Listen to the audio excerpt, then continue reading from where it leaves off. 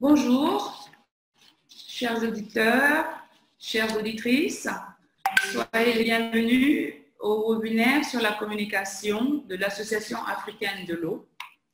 L'Association africaine de l'eau est une organisation panafricaine qui est composée de sociétés d'eau et d'assainissement, des agences gouvernementales, des municipalités, des sociétés de biens et services et de particuliers à travers les différents secteurs, tous intervenant dans le secteur de la production et de l'approvisionnement en eau potable et en assainissement.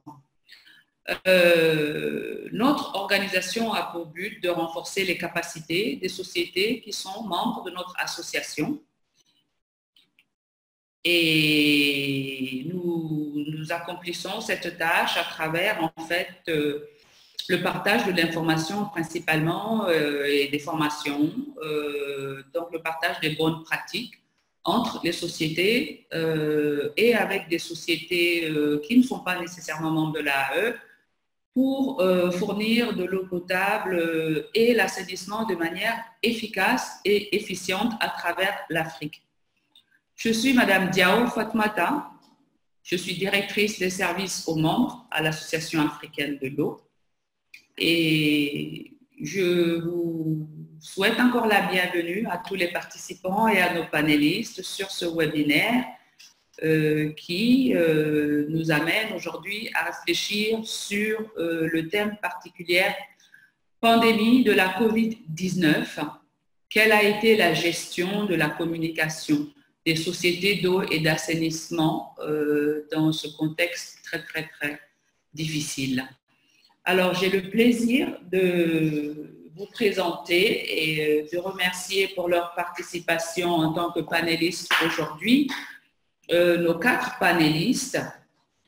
Vous avez en face de vous Madame Géraldine Pouma-Logmo, Madame Géraldine Pouma-Logmo, qui nous amène 30 ans d'expérience professionnelle dans les domaines de journalisme, de la communication, de la gestion des connaissances et des relations publiques. Madame Pouma-Logmo est, à la date d'aujourd'hui, chef de cellule de communication des relations publiques au Cameroon Water Utilities Corporation, en abréviation la CamWater. Madame Pouma-Logmo est également une actrice dans la gouvernance de l'AAE à travers son rôle de présidente du comité spécialisé management du conseil scientifique et technique de l'Association africaine de l'eau. Et elle occupe également depuis 2017 la fonction de présidente de l'Association des femmes professionnelles de l'eau et de l'assainissement du Cameroun. Et elle est coordinatrice du réseau francophone des femmes professionnelles également dans le secteur de l'eau et de l'assainissement pour la AAE. Soyez la bienvenue, Madame Pouma-Logmo. Je vous présente ensuite Madame Vin Ben Rabeh, que j'ai le plaisir d'accueillir également sur le panel. Madame Ben Rabeh est directrice de communication de la coopération internationale à la Société nationale d'exploitation et distribution des eaux en Tunisie, la SONED. Soyez la bienvenue, Madame Ben Rabeh. Je vous présente également Monsieur Abdul Karim Koné, que j'ai le plaisir d'accueillir également dans ce panel. Monsieur Abdul Karim Koné est, à la date d'aujourd'hui, chef du département de communication à la SOMAGEP, qui est la Société malienne de gestion de l'eau. Et je vous présente, enfin, soyez le bienvenu, Monsieur Koné. Je vous présente enfin Monsieur Laurent Mavungu, chef de service études et stratégies à la régie de distribution d'eau en RDC. Chers panélistes, soyez les bienvenus. Nous allons ouvrir cet échange en lançant la première question pour laquelle chaque panéliste aura exactement 4 minutes pour répondre, s'il vous plaît. La question est la suivante. Quelles mesures ont été prises par les gouvernements de l'entreprise et comment avez-vous réagi face à ces mesures au niveau de la société, s'il vous plaît? Je voudrais inviter pour la première réponse Madame Benrabé, si vous voulez bien prendre le micro. Merci Madame pour votre présentation. Soyez les bienvenus tous. Comme vous savez, la Tunisie on a eu la première vague de la COVID-19 à peu près au milieu du mois de mars. Donc, c'est les premiers cas. La deuxième semaine, c'était entre confinement et non-confinement. Le 22 mars exactement, le gouvernement tunisien a pris la décision du confinement total de tous les Tunisiens, sauf pour les entreprises et les entreprises publiques qui sont de l'ordre de très important. L'eau, l'électricité, les télécoms, l'agriculture, tout ce qui est en relation avec la vie des Tunisiens donc, et de leur commodité. La sonnette a été épargnée du confinement.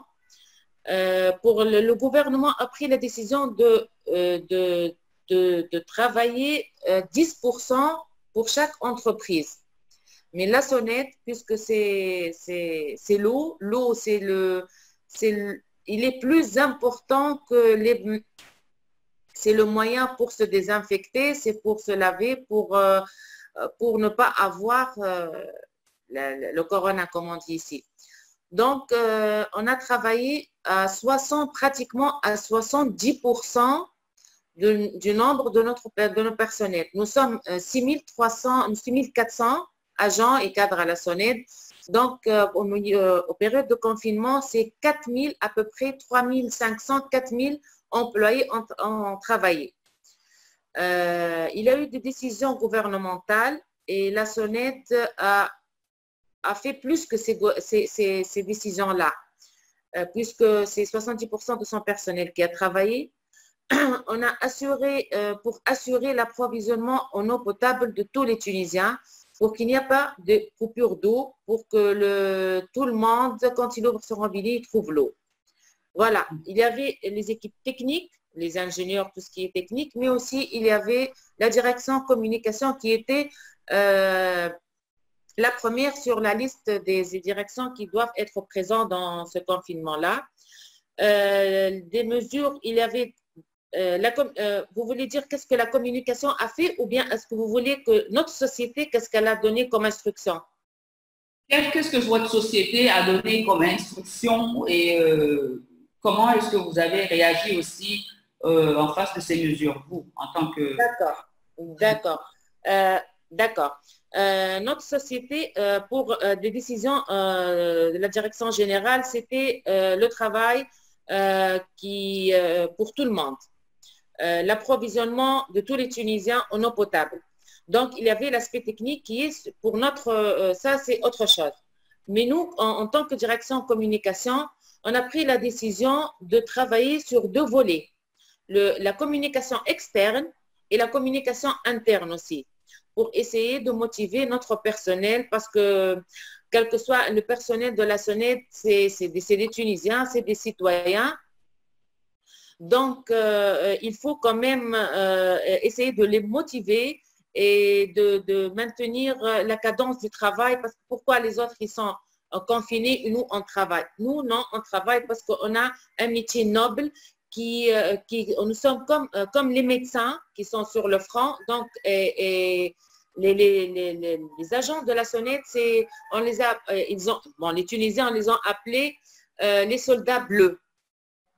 Les soldats bleus, c'est les agents de la sonnette.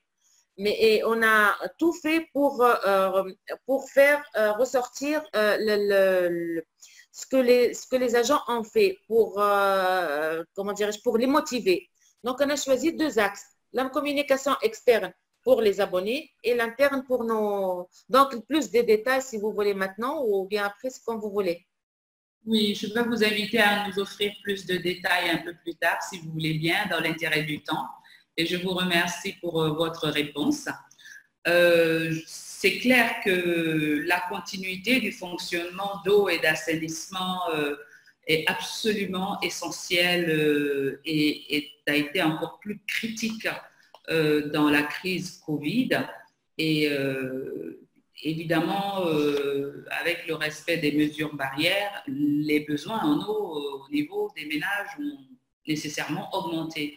Et donc, les sociétés d'eau sont absolument à féliciter pour l'approvisionnement continu de l'eau aux populations dans ce contexte-là. Je vous remercie pour votre réponse.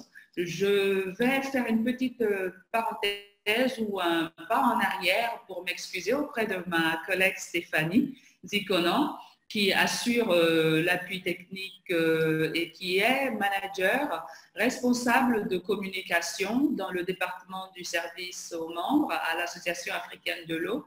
Stéphanie, soyez la bienvenue aussi, Madame Zikonan, et toutes mes excuses pour l'omission. Je vais continuer pour demander à Madame Pouma Logmo de nous fournir son retour sur la question, s'il vous plaît. Madame Logmo. Merci, Madame la directrice. Bonsoir à tout le monde et bienvenue à ce webinaire. Alors, pour ce qui est du Cameroun et de la CamWater, ce que je vais d'abord signaler, c'est que la COVID-19, comme on dit ici maintenant, est présente au Cameroun depuis le 6 mars 2020. Donc, le gouvernement a pris les premières mesures de riposte le 17 mars, avec notamment une série de mesures, et aujourd'hui une stratégie qui est basée sur celle des 3 T, traquer, tester, traiter. Alors, à la suite du gouvernement, la CamWater a également arrêté une série de dispositions d'urgence s'inscrivant dans la riposte nationale de la crise sanitaire. L'objectif étant d'assurer la continuité du service et de garantir le bon fonctionnement de l'entreprise. Au plan de la riposte, donc, tous les métiers principaux de l'entreprise ont été mobilisés, production, traitement, distribution, comme les métiers commerciaux. On a mis en place une veille sanitaire et également il y avait un apport important de la communication et des services des ressources humaines.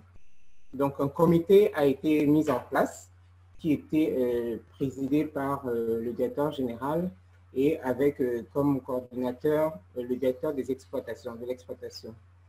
Alors les mesures prises au niveau du gouvernement, on en a eu 23 en 2 temps. Donc une première fois, je pense, 13 mesures qui ont été ensuite complétées.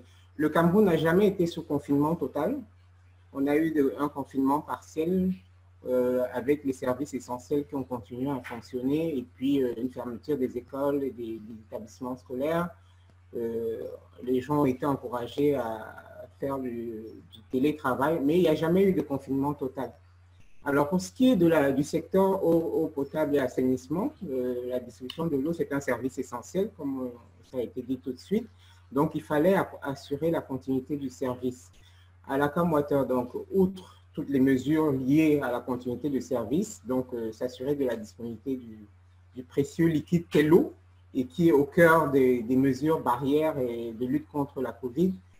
Il y a eu donc, comme je disais tantôt, une cellule de crise qui a été mise en place avec les services des ressources humaines, la direction des exploitations, le médecin de l'entreprise, la communication, les stocks, ceux qui géraient les stocks et les logistiques. À côté de cela, il y a donc eu une réorganisation du travail pour privilégier autant que possible le télétravail pour ceux qui ne sont pas à l'exploitation notamment ou à la production et au traitement de l'eau. Des dispositifs de lavage ont également été mis sur tous les sites de la CamWater à l'entrée dans les services administratifs comme les agences et les services de production avec toutes les mesures habituelles, prise de température, port du masque, lavage des mains, désinfection des mains. Des mesures ont également été prises pour assurer une réduction du nombre de clients en agence avec une gestion des flux Et là-dessus, la crise de la COVID nous a conduit à la CAMWater à accélérer certains process au niveau de la digitalisation de certains process. Et notamment, je vais évoquer ici le système des paiements électroniques, parce que nous étions déjà là-dessus. Nous avions depuis quelques années commencé à déployer ça, mais toutes les régions, tout le territoire n'était pas encore couvert. On y travaillait de manière plus ou moins accélérée, mais avec l'avènement de la COVID, il a fallu passer à une vitesse supérieure sur instruction gouvernementale, d'ailleurs, il faut le dire, il faut le préciser. Et une autre mesure également, c'était le renfort de la distribution de l'eau par camion-citerne dans des zones vulnérables, notamment les zones mal desservies, les zones affectées par les travaux de voirie, etc. Et tout ça s'est fait bien évidemment gratuitement. Donc voilà un peu au niveau des mesures, Madame Diao, ce que je peux dire de manière générale. Merci beaucoup, Président. Je vous remercie pour votre intervention. Je vais maintenant demander à M. Abdul Karim Koné de bien vouloir nous offrir sa réponse à la question que nous avons posée. Vous m'entendez? Oui, on vous entend à présent, merci. Voilà, donc je disais, je remerciais l'AE pour avoir initié cette conférence en ligne. Et avant de rentrer dans le vif du sujet, je présente mes condoléances à l'AE pour la perte de notre regretté Yves. Et il convient de rappeler que le Mali a enregistré son premier cas le 24 mars 2020. Donc, sitôt la maladie déclarée, le gouvernement de la République du Mali n'a pas tardé à réagir en prenant des mesures vigoureuses pour en limiter la propagation. Ainsi, il a appelé les populations au respect des gestes barrières et a appliqué d'autres mesures dont l'instauration d'un couvre-feu, la fermeture des établissements scolaires et la modification des heures de travail dans l'administration. Dès cet instant, la Direction générale de la SOMAGEP-SA, pour empêcher la propagation du virus au Mali en général et à la SOMAGEP en particulier, a mis en œuvre une batterie de mesures. Donc, il s'agissait, entre autres, de l'activation de la cellule de crise de la société. Donc, il s'est réuni fréquemment pour faire l'état des lieux, des mesures de prévention et, au besoin, engager des actions correctives nécessaires. Donc, la sensibilisation du personnel est aussi au cœur des actions de la cellule de la crise, afin que ces derniers prennent conscience du danger que représente la pandémie sur la santé des populations et son impact sur l'économie. Donc, en plus des affiches, des mesures barrières et la promotion des moyens de paiement mobile des factures d'eau, déployées sur tous les sites de la société, une vidéo de sensibilisation s'adressant au personnel a été enregistrée et passe en boucle, disons, dans les télés au niveau des agences commerciales. Donc, les magazines internes de la société que vous connaissez certainement, le filet d'eau qui est hebdomadaire et Robinedi qui est trimestriel, ont vu leurs lignes éditoriales orientées vers l'information et la sensibilisation du personnel sur la COVID-19. Donc, des articles et des interviews des médecins du travail, ils sont diffusés constamment. Par ailleurs, du côté de la logistique, les efforts consentis dans le cadre de l'acquisition des équipements de protection individuelle sont énormes. Tous les travailleurs, sans exception, ont été dotés de masques et de gels hydroalcooliques. Donc, les stocks sont renouvelés constamment. Donc, et puis, en plus, afin de décongestionner les espaces de travail, la Direction générale n'a pas hésité à mettre en vacances les agents qui avaient des arriérés de congés non jouis et à mettre une bonne partie du personnel administratif en télétravail.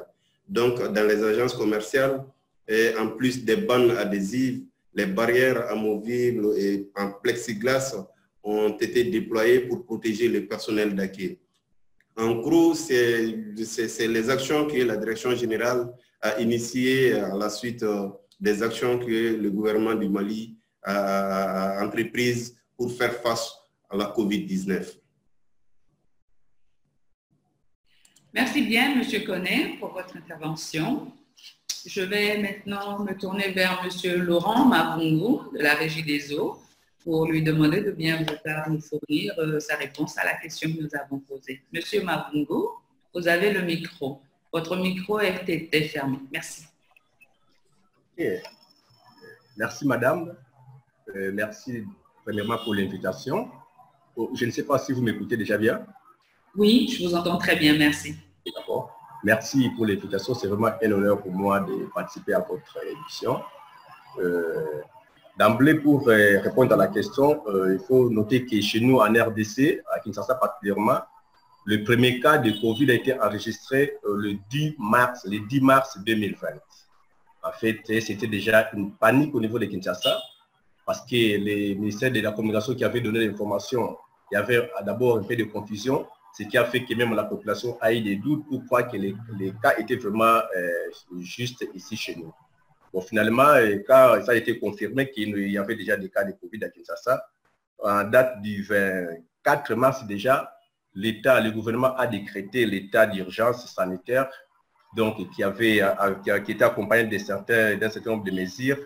Par exemple, l'interdiction des rassemblements de plus de 20 personnes dans les lieux publics, interdiction des activités sportives, des discothèques, des bars, des cafés, des fermetures des écoles, fermetures des lieux de culte, l'organisation disons, port des masques obligatoires. Alors, ce qui a plus frappé la régie des eaux, c'est que l'État avait aussi décrété une gratuité d'eau et d'électricité pendant 2 mois. Ça, c'est une mesure qui a vraiment pénalisé la régie des eaux. Alors, au niveau de l'entreprise, qu'est-ce qui s'est fait? Comme il y avait des mesures, comme on ne pouvait pas, il y avait des mesures à observer sur le plan sanitaire, on avait décidé au niveau de l'entreprise d'organiser un service monument. Parce qu'après avoir décrété l'état d'urgence, il y a certaines villes qui étaient confinées. Par exemple, Kinshasa, effectivement, Kinshasa, c'est une ville de plus de 12 millions d'habitants, avec 24 communes. On ne pouvait pas confiner toutes les 24 communes au même moment.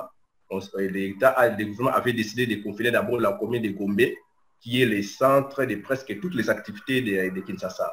Parce que la ville de Gombe était identifiée comme l'épicentre de la pandémie. Alors, on avait dit, dans ce premier temps, on va confiner la commune de la Gombe. Or, c'est la commune de la Gombe qui regorge presque toutes les activités commerciales, économiques, et tout ça de la RDC. Ça a été confiné. Alors, notre direction générale aussi se trouve dans la commune de la Gombe. Donc, on ne pouvait pas arriver au travail. Comme dans les interdictions qu'on avait données là, il y avait quand même quelques exceptions. Par exemple, pour la régie des eaux, parce qu'il fallait continuer à desservir la population en eau potable, les activités ont continué. Pour la SNEL, ça continue. Pour les autres services, ils devaient rester à la maison. Chez nous, ici, il n'y avait pas de télétravail. On venait, mais en service minimum. Parce qu'on s'est dit, au niveau de l'entreprise, il ne faut pas exposer les agents. Qu'est-ce qu'on fait? Pas plus de 3 personnes dans un bureau. Pas plus de 4 personnes, par exemple, dans les ascenseurs. Alors, les autres devaient rester à la maison. Alors, pour bien organiser ces services minimums, qu'est-ce qu'on a fait? Ceux qui avaient des litiges de congés, on les a libérés pour aller en congé. Les autres qui devaient être là, ils devaient travailler à tour de rôle. Il y en a qui viennent les jours pairs, les autres les jours où c'est pair. C'est ça. Et puis, parce que notre immeuble, si vous voyez la régie des eaux, à la direction générale, nous avons un immeuble de plus de 15 niveaux, donc c'est 16 niveaux. À chaque niveau, on a organisé des points de lavage des mains.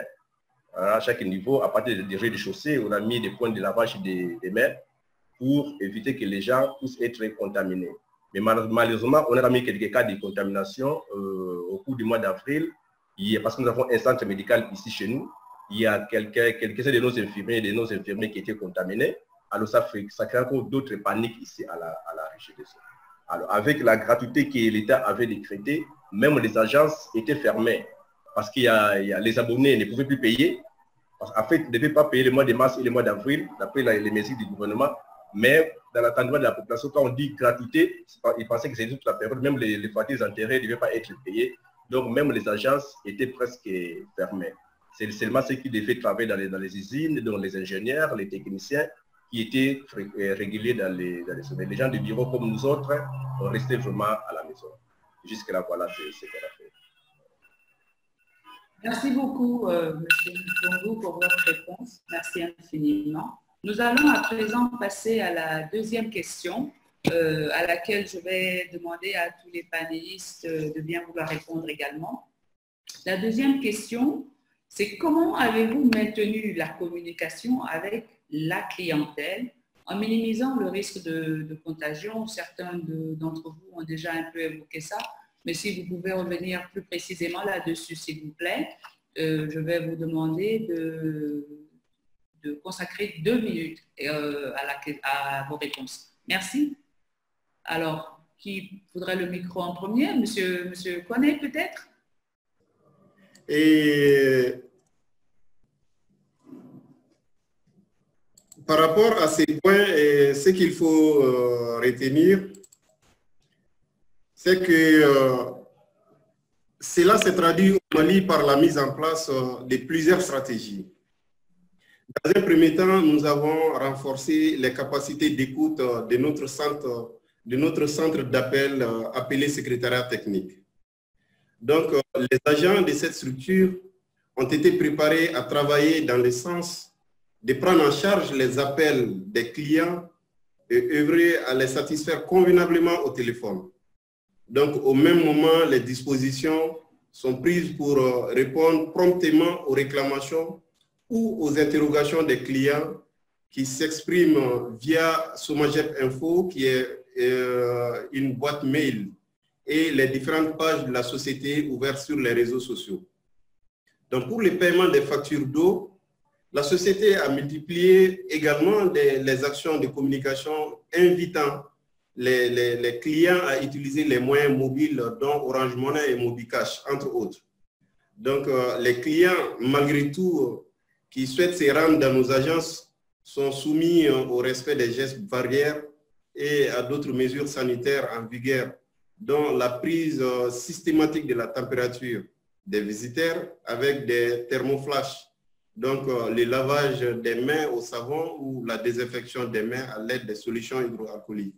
Donc, en plus, à l'attention des clients, les annonces relatives à la maladie et au respect des gestes barrières sont collées au tableau d'affichage. Et là encore, vous comprenez que la Somagep n'est pas vraiment restée en marche dans la lutte contre la COVID-19 au Mali. Merci, M. Koné, merci beaucoup. Madame Kouma, est-ce que vous pourriez répondre à la question, s'il vous plaît? Merci, Madame la Directrice. OK, donc sur la stratégie de communication et notamment au plan interne, déjà, je dois dire que de manière tout à fait formelle, nous n'avions pas une stratégie de communication d'urgence, de disponible. Mais la gestion de la crise, peut-être pas de cette ampleur ni à ce niveau, nous avions quand même déjà un certain nombre de pratiques et de processus en place. On a souvent géré des petites crises, choléra, pénurie d'eau, dû à des incidents majeurs, plus ou moins majeurs. Alors, une stratégie de communication a été développée formellement dans la semaine qui a suivi la prescription des mesures gouvernementales, avec comme objectifs principaux vulgariser en interne comme auprès des usagers les gestes barrières, engager tout le personnel de l'entreprise à veiller à une bonne application de toutes ces mesures édictées par le gouvernement, et puis accompagner les agents dans les changements induits par cette pandémie, tant au niveau personnel que professionnel. Je voudrais également ajouter ici que avec la mentalité un peu des concitoyens, on avait des gens qui étaient un peu dans le déni, la COVID, bon, c'est pas pour nous, c'est pas pour ici. Donc, il y avait quand même un travail également d'éducation et de sensibilisation de manière générale à faire pour accompagner la stratégie gouvernementale là-dessus. En gros, et pour résumer au plan interne, donc, notre stratégie vise à informer, rassurer, maintenir les liens et la cohésion des équipes.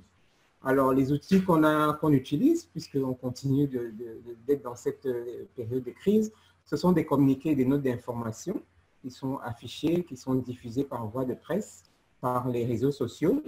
Nous avons beaucoup fait recours aux réseaux sociaux avec les groupes WhatsApp, la mise en place de plusieurs groupes administrés par la direction de la communication et au sein des départements aussi, des autres directions, l'affichage, des dépliants spécifiques sur la maladie, sur les mesures barrières, sur le traitement et la qualité de l'eau, parce qu'on a dû également travailler là-dessus pour assurer les populations. On a fait appel à la visioconférence pour les réunions en interne ou avec les institutions. Le téléphone a grandement été sollicité, il continue de l'être. Et pour ce qui est de la continuité de service, elle est assurée à l'exploitation avec le travail de quart habituel, les astreintes habituelles. J'ai évoqué tantôt le télétravail, ce qui est nouveau, ce qui était nouveau. Et c'est vrai qu'on revient progressivement à la normale, mais il y a eu le télétravail. Et puis, on a réorganisé de manière hebdomadaire les calendriers de présence au bureau, comme ça a déjà été dit tantôt. Donc, au plan interne, voilà un peu ce qui a été fait au niveau de la communication et de l'organisation. Merci bien, Madame la Présidente. Merci beaucoup. Je vais demander à Madame Benrabeh de bien vouloir répondre à la question, s'il vous plaît. D'accord. Je voudrais dire que la SONED a travaillé sur les réseaux sociaux. C'était notre créneau de communication, vu que tous les Tunisiens étaient confinés à la maison, parce que c'était un confinement total appliqué par le gouvernement. Il n'y avait personne dehors, seuls les gens qui sont autorisés et munis des autorisations qui pouvaient circuler dans la rue. Donc, tout le monde était à la maison, donc tout le monde était connecté, et on a profité de ce confinement-là pour travailler surtout sur le Facebook.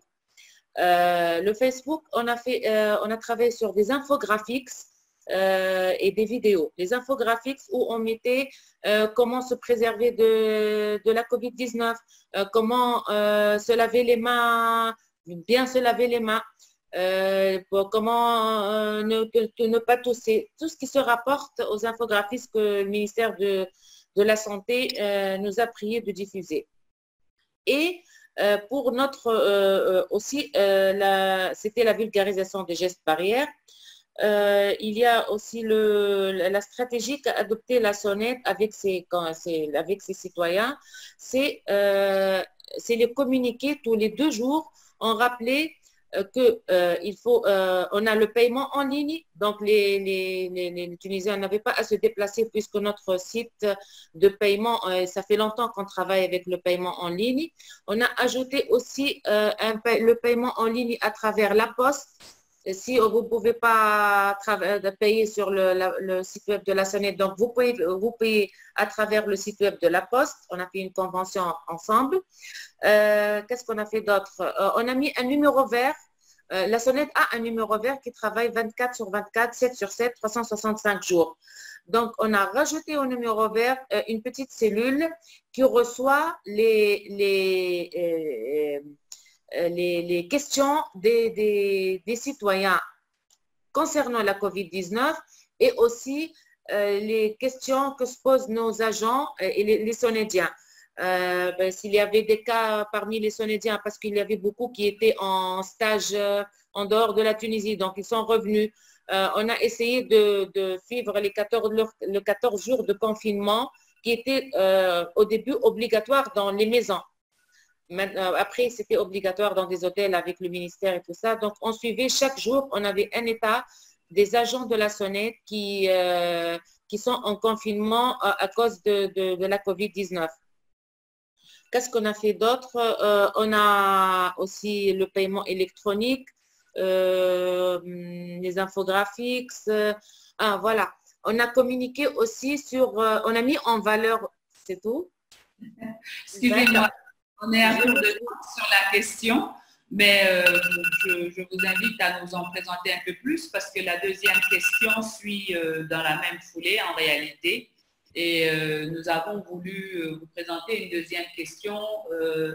Le défi étant vraiment immense de continuer à pourvoir l'eau face à cette crise,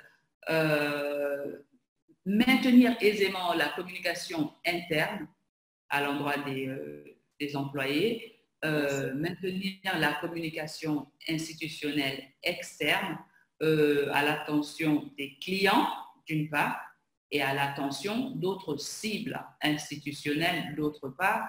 Donc, on est un peu curieux de savoir comment vous allez répondre à la prochaine question. Donc, je vous invite à garder un peu le reste de ce que vous avez à nous dire. Et je vais inviter M. Mavungu à répondre toujours à notre deuxième question, s'il vous plaît. M. Mavungu, vous avez le micro. Merci une fois de plus, madame, pour la parole. OK, alors, il faut dire qu'au niveau de la régie des eaux, sur le plan communicationnel, il n'y avait pas un plan spécial qu'on a mis en place. Étant donné que les gens devaient travailler à service minimum, vu le confinement qui était total pour la commune de la Gombe, les gens étaient à la maison. Néanmoins, avec la clientèle, il y a quand même quelques gestes qui étaient posés, pas dans le sens de communiquer, mais dans le sens de faciliter la population à avoir de l'eau pour respecter les gestes barrières. Parce que parmi les gestes barrières, les gestes les plus importants étaient les lavages de mains. Or, c'est la régie des eaux qui est l'unique producteur d'eau ici à l'RDC. Il fallait vraiment disponibiliser la ressource. Alors, au niveau de Kinshasa, par exemple, je parle de Kinshasa parce que c'était vraiment l'épicentre, c'est là qu'il y avait plus, la ville qui était plus frappée. Au niveau de Kinshasa, par exemple, généralement, il y a un déficit sur le plan des dessertes en eau potable. Il y a des coins qui n'arrivent pas à avoir de l'eau. Alors, qu'est-ce qu'on a fait? Comme l'eau devait être donnée à tout le monde, on a mis en place un système de rationnement pour pouvoir permettre à tout le monde d'avoir de l'eau avec un slogan qu'on a appelé chez nous ici, un peu d'eau pour tous. Alors, on devait procéder à des rationnements pour que même les coins qui ne recevaient pas de l'eau, donc des coins à manque d'eau, puissent avoir de l'eau. Alors, au niveau de l'entreprise, on communiquait les horaires des desserts. On disait par exemple que telle commune va avoir de l'eau tel jour à telle heure. À ce moment-là, la population va s'apprêter pour avoir un peu d'eau, faire des provisions et s'approvisionner pour faire des réserves pour les jours où il ne faut pas avoir de l'eau. En plus de cela, pour les coins qui n'ont pas des réseaux, par exemple, nous avons utilisé les camions citernes parce qu'on a ici, on a acquis 10 camions citernes juste avant l'événement. C'était pour autre chose, pour desservir les communes périphériques. Mais quand la pandémie est arrivée, on s'est dit, OK, on va utiliser ces véhicules pour desservir les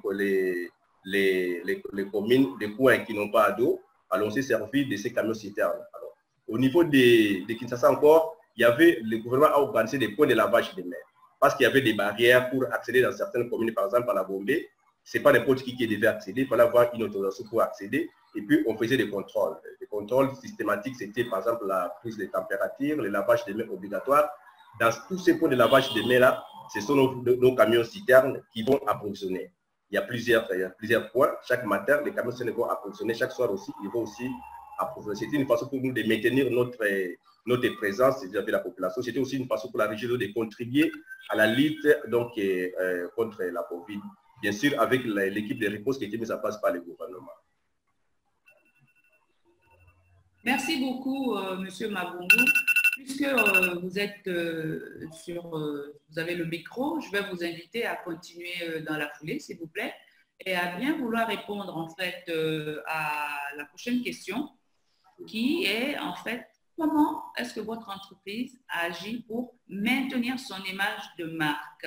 Bon, j'insiste un peu sur l'image de marque au vu de la complexité de toutes les audiences que les départements de communication ont dû accommoder face à cette crise. Donc, comment avez-vous fait pour maintenir l'image de marque sans perdre, entre guillemets, la face, en ramant dans tous les sens pour maintenir les services d'eau à hauteur des besoins, couvrir les besoins, maintenir l'image de marque et gérer la COVID, donc auprès de vos clients, auprès de votre personnel, auprès de vos différents interlocuteurs, s'il vous plaît.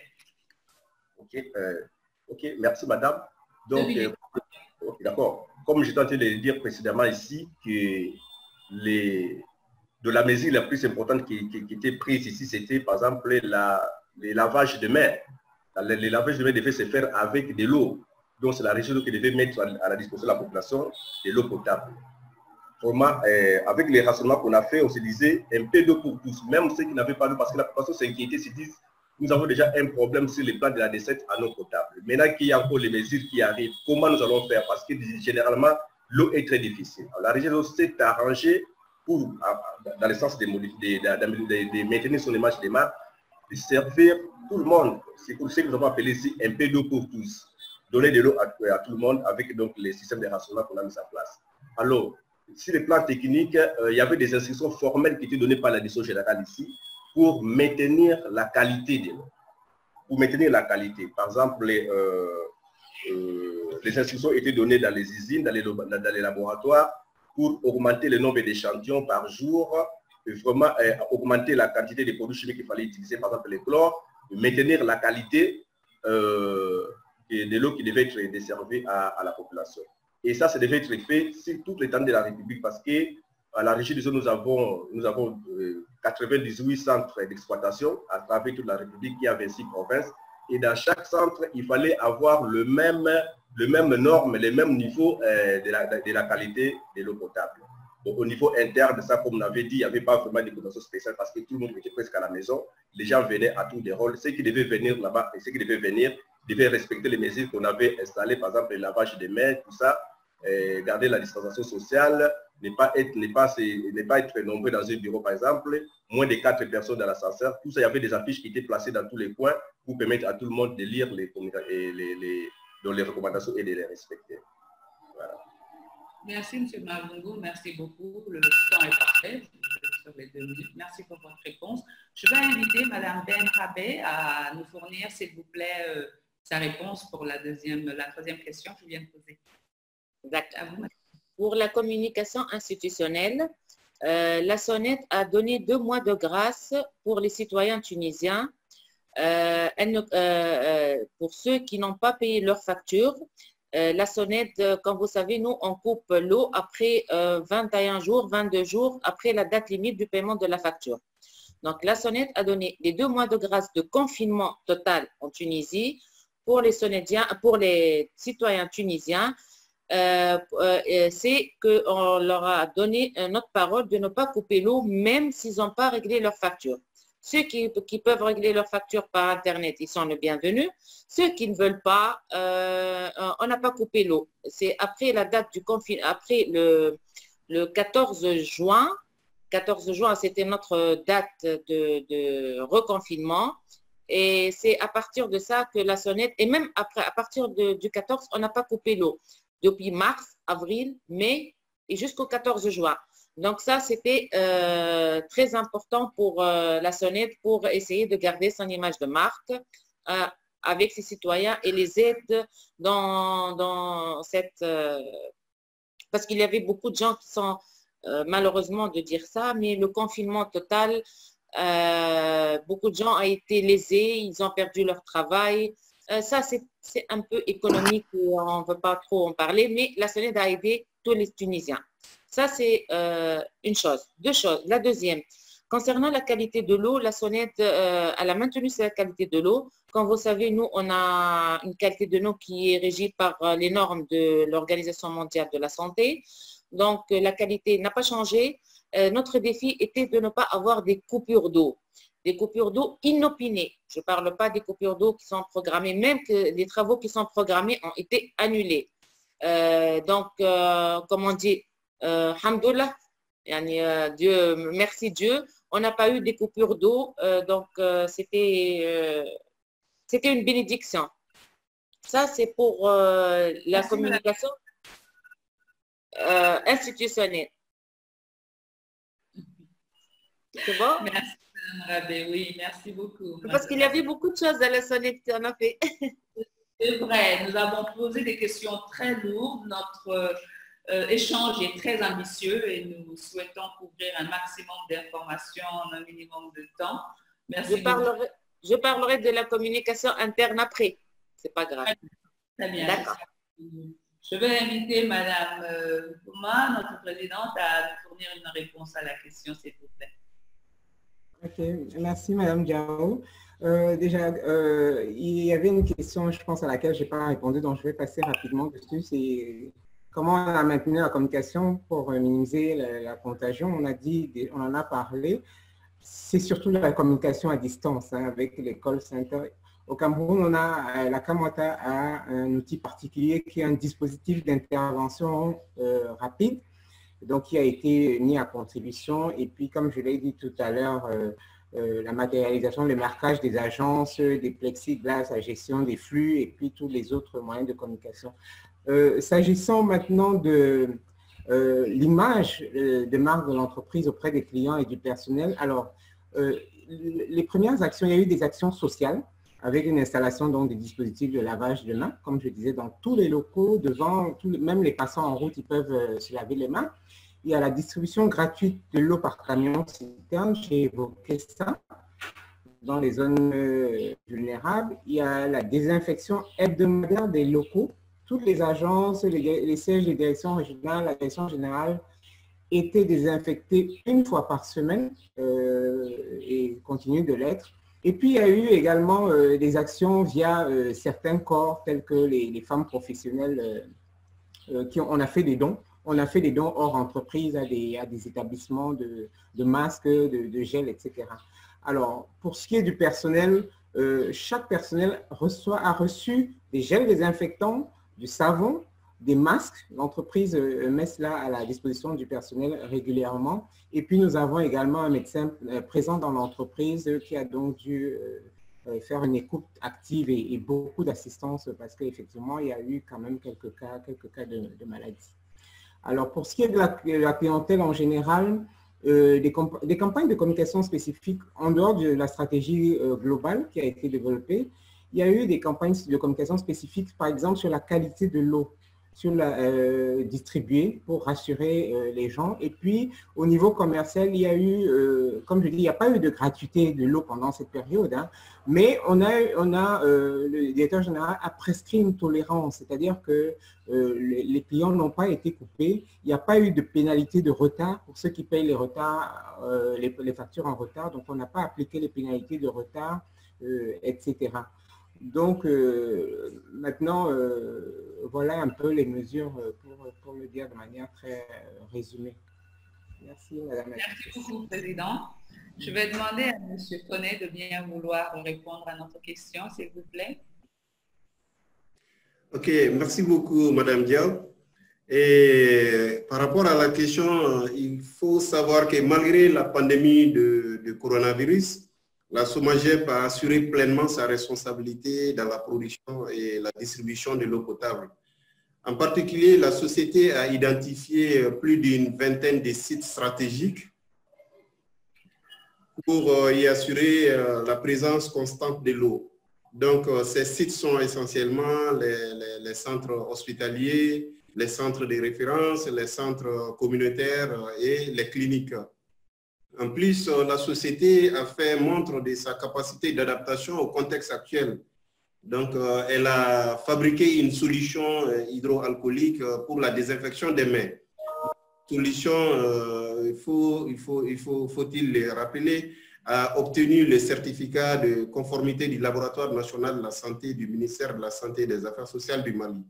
Donc, en plus, la société, dans le cadre de sa politique de responsabilité sociétale d'entreprise, a fait don aux veuves des militaires tombés sur le champ de l'honneur, des kits de lavage des mains, des masques lavables et des solutions hydroalcooliques, comme je le disais tantôt, qu'elle a fabriquées. Donc, ajouter aussi que des centaines de flacons et de ces solutions hydroalcooliques ont été répartis entre les hommes des médias, les associations de la société civile et même dans certains services. Donc, ce que je voulais ajouter, en plus, c'est le gouvernement de la République du Mali qui a décidé de rendre gratuit l'eau potable, sinon de donner cette grâce-là aux populations du mois d'avril, du mois de mai. Les populations ont consommé, la tranche sociale était gratuite. Donc, vous voyez un peu comment cet état de fait a été traité au Mali. Je vous remercie. Merci beaucoup, M. Koné. Merci infiniment. Je vais maintenant vous poser une avant-dernière question, on va dire, à tous les panélistes. On voit comment le déconfinement arrive progressivement ou totalement dans certains espaces maintenant. Et nous sommes dans une logique de vivre avec la situation de la COVID en attendant que des solutions soient trouvées en termes de vaccination ou de thérapie efficace. Maintenant, dans ce contexte-là, comment est-ce que la situation actuelle pourrait affecter votre travail de professionnel de la communication, en fait, au sein de vos structures. Dans ce contexte-là, comment est-ce que la COVID peut affecter votre travail? En d'autres termes, bon, quels sont les défis auxquels vous avez dû faire face maintenant? Comment vous les avez surmontés et comment vous voyez l'avenir derrière vos binocles, pour ainsi dire?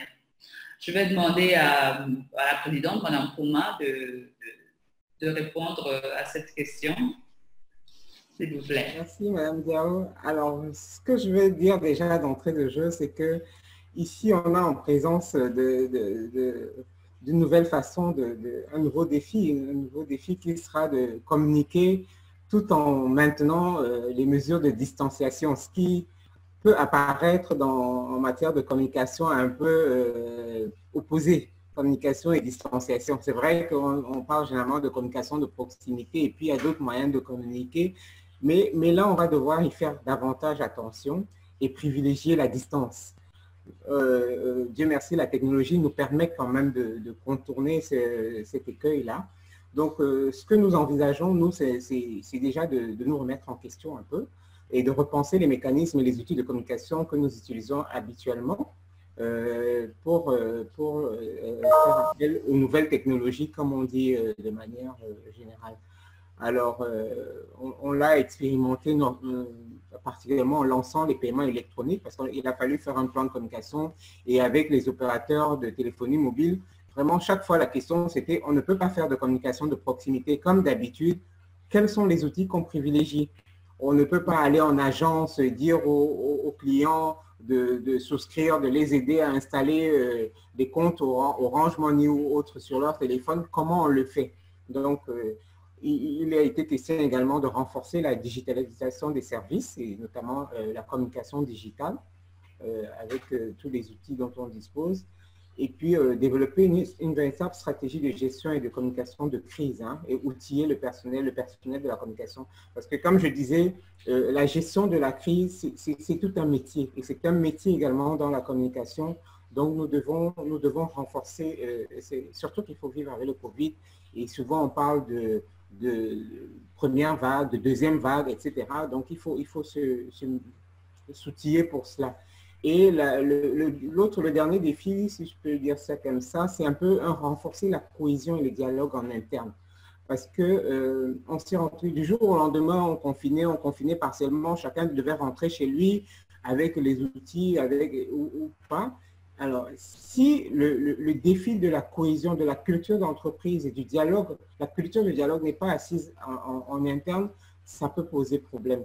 Donc, voilà en gros ce que je peux dire un peu sur comment nous allons nous devons travailler désormais avec le Covid ou la Covid. Merci, directrice. Merci beaucoup, Présidente. Merci infiniment. Je vais demander à M. Koné de bien vouloir répondre à cette question pour nous, s'il vous plaît. Merci beaucoup, Madame Diao. Et la situation actuelle, quand même, nous a renforcé dans notre conviction. Nous avons tapé dans les mille. Et quand nous avons pris l'initiative il y a 3 ans, après le CST de Accra, de créer un service de communication digitale, et lequel est devenu aujourd'hui un maillon fort dans l'architecture du département de la communication de la SOMAGEP. Donc, les défis de développer davantage ces services incontournables d'interactions en ligne avec les clients doivent être des mises. Donc, la communication digitale, il faut bien quand même le retenir, nous donne aujourd'hui l'opportunité de se faire mieux connaître par nos clients et d'interagir avec eux, de mieux les informer à temps réel et de maîtriser notre image. Donc, nous pensons que la SOMAGEP est aujourd'hui à l'ère du temps. Merci. Merci beaucoup, M. Koné. Merci pour votre réponse. Je vais demander à présent à Mme Benrabé de bien vouloir répondre à la question, s'il vous plaît. Comment dirais-je? Oui, cette crise-là, sincèrement, a aidé la direction communication à avoir beaucoup de choses qu'on n'a pas pu avoir avant. Et surtout, depuis un certain temps, j'ai proposé d'avoir une application sur Android qui gère les réclamations des abonnés. On n'a pas pu avoir ça, mais la COVID-19 a accéléré ma demande parce que en ce temps de crise, bon, c'était nécessaire. Le site web, oui, ça marchait. Le paiement en ligne, oui. Les réclamations, il n'y avait pas, à part le numéro vert où on recevait des centaines et des centaines de réclamations, mais c'était pas, comment dirais-je, c'était pas suffisant. Donc, ça a accéléré la digitalisation des réclamations. L'application d'une application sur Android qui gère les réclamations, c'était donc sincèrement bénéfique pour nous. Et ça aussi pour la refonte de notre site web, parce qu'on voulait aussi un site web institutionnel et on voulait un site web aussi, comment dirais-je, de service, de réclamation. Donc, voilà. Ça a accéléré la digitalisation de beaucoup de choses dans la direction communication. Très bien, merci beaucoup, Madame Benrabé. Monsieur Mavungu, vous voulez bien répondre à la question, s'il vous plaît? Madame, merci une fois de plus. Il faut dire que chez nous, le confinement est presque à l'ordre du jour parce que la population fait déjà pression, elle est fatiguée de rester à la maison. Mais la situation, il faut le dire que ce n'est pas encore très maîtrisé parce qu'on pensait qu'on allait atteindre le pic dans la deuxième semaine du mois de mai. Mais apparemment, ça continue à monter. Aujourd'hui, nous sommes déjà à 6213 dans les statistiques d'hier, du 23. Nous sommes à 6213 cas confirmés avec donc 142 décès. Donc la situation paraît encore très grave. Alors je me dis que ça sera vraiment un défi à relever parce que le gouvernement est en train d'envisager déjà les déconfinements de la semaine qui vient. Je sais que ça va être très difficile à maîtriser. Ici à l'entreprise, je sais que ce qu'on peut faire, c'est de continuer avec les respects des gestes barrières, le lavage de mains, la distanciation. Ben, maintenant, comme tout le monde va reprendre le travail, il y aura l'obligation d'arriver au bureau. La distanciation, ça va être vraiment difficile. Mais en tout cas, on sera obligé de maintenir les gestes barrières au niveau du travail. Alors, avec la clientèle, qu'est-ce qu'on a fait, qu'est-ce qu'on va faire? Ça va être encore difficile parce que notre système de paiement par mobile n'est pas encore très avancé. Nous sommes en train de faire des essais, mais ce n'est pas encore vraiment mis en place. Nous avons un call center pour traiter les réclamations qui n'est pas encore fonctionnel. Il est déjà en place. Nous sommes en train de former les agents qui doivent travailler là-bas. Vraiment, ce n'est pas encore opérationnel. Il faut dire que ça sera vraiment un défi important à relever ici chez nous. Voilà. Merci beaucoup, M. Mavungu. Merci beaucoup. Nous avons maintenant, il nous reste très exactement 6 minutes. Nous avons fait légèrement dépasser parce que nous avons attendu d'avoir suffisamment de participants avant de démarrer. Donc, on a perdu 5 petites minutes. Je vais maintenant vous demander de bien vouloir répondre à la dernière question en même temps que la réponse d'une des questions critiques parmi les 8 qui ont été posées par l'audience. Et l'une des questions vraiment qui revient, c'est: est-ce qu'il y a eu des impacts négatifs sur les activités de production d'eau qui ont résulté en réalité dans une difficulté au niveau de la communication de l'entreprise, d'une part, et donc cumuler ça avec la dernière question qui était effectivement: quelles leçons est-ce que la crise de la COVID-19 enseigne aux services de communication? À vous, Monsieur Koné, s'il vous plaît. Merci beaucoup, Madame. Bon, je dirais que ça n'a pas eu d'impact négatif déjà dans le cadre de notre activité de production et de distribution de l'eau potable.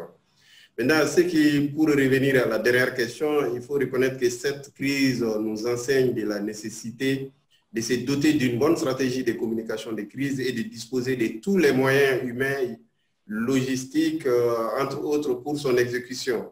Donc, nous avons aussi tiré la leçon de communiquer efficacement, ce qui a l'avantage de lutter contre la propagation des rumeurs et des fausses informations, lesquelles, à un moment donné, la pandémie de COVID-19, ont poussé les gens vers des méthodes de traitement non conformes et aussi de douter même de l'existence de la maladie.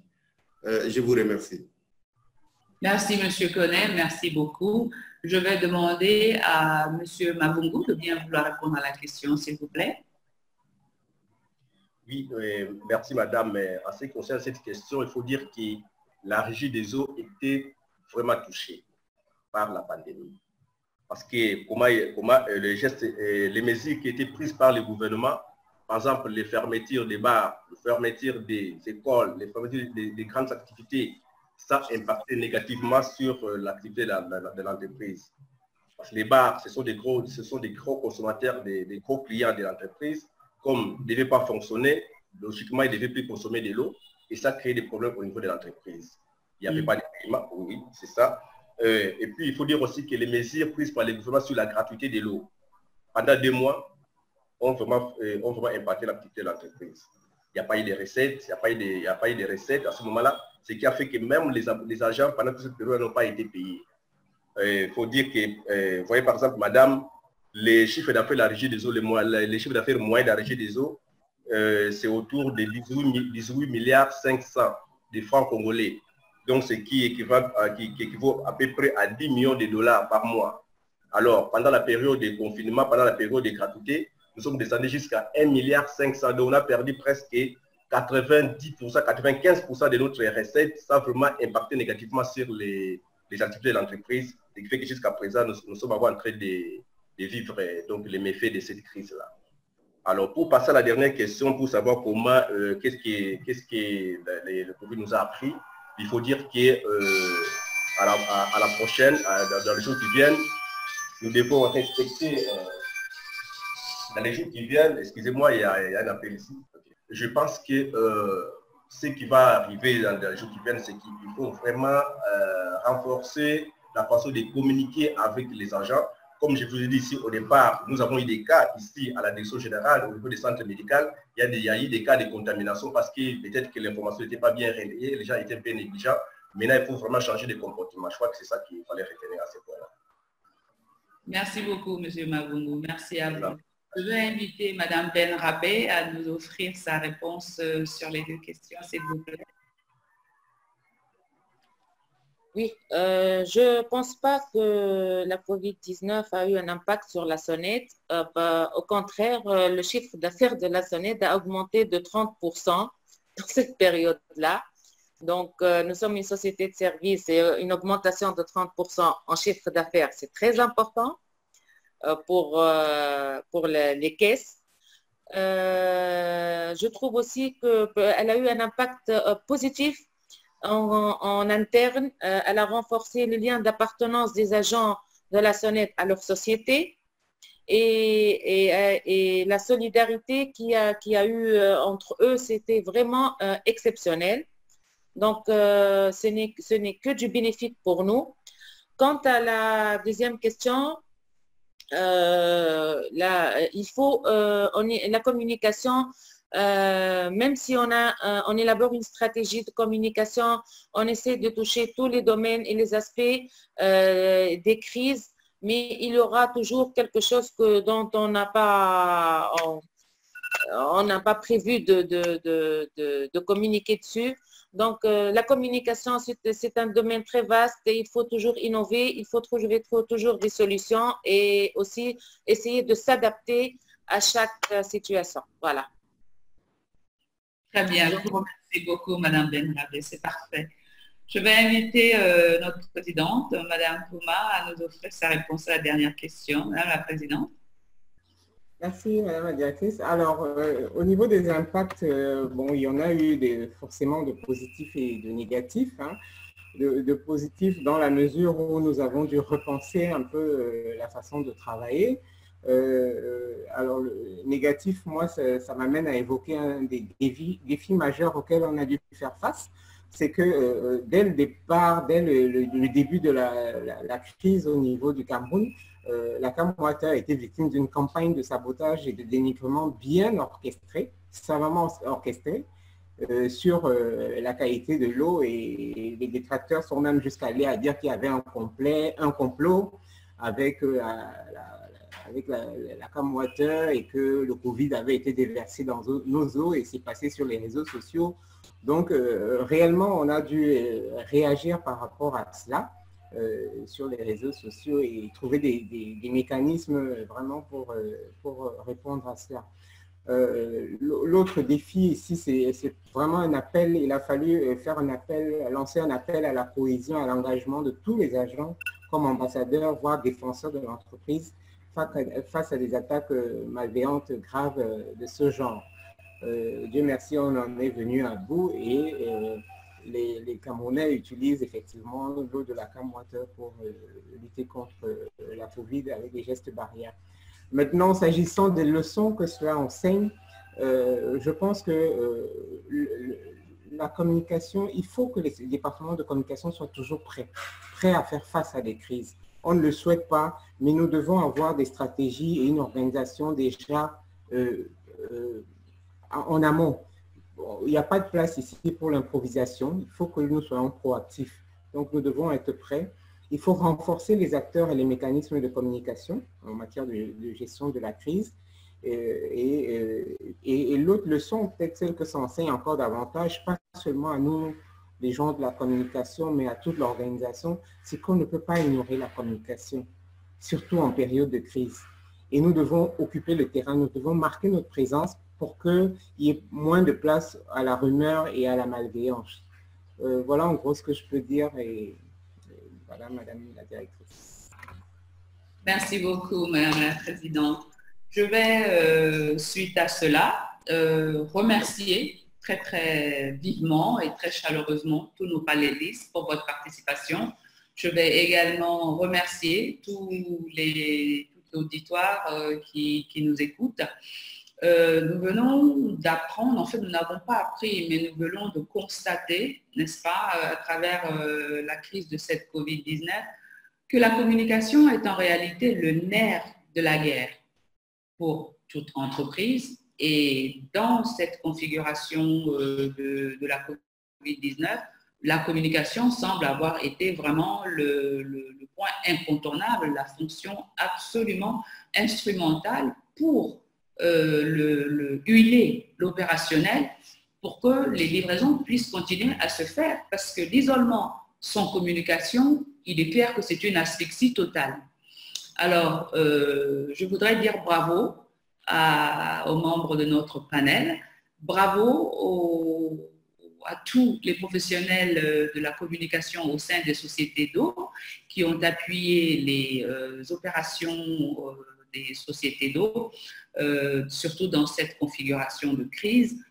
Je voudrais juste signaler à tout un chacun que dans les semaines à venir, l'Association africaine de l'eau va offrir une formation en communication à nos membres, en réalité aux professionnels de la communication au sein de nos sociétés d'eau.